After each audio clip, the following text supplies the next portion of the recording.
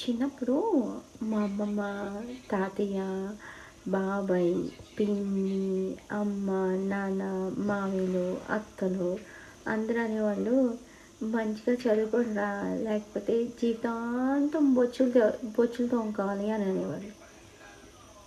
చదువుకున్నాం, న్యూజిలాండ్ వచ్చాం, చేసేదేముంది? ఇదో ఉల్లిపాయలు తరుక్కుంటూ, పచ్చిమిరపకాయలు తరుక్కుంటూ, ఇదో బెండకాయలు తరుక్కుంటూ ఉన్నాం.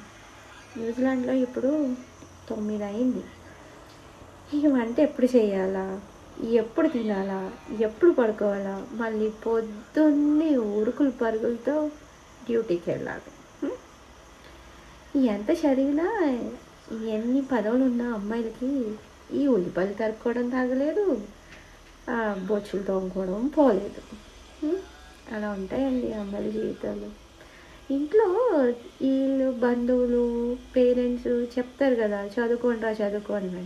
అన్నీ మనం చిన్నప్పుడు చందమామ కనిపిస్తుందని నోట్లో ముద్ద పెడతారు కదా, చందమామ రావే జాబిల్లి రావే అని చెప్తూ చందమామ రాదు, జాబిల్లి రాదు.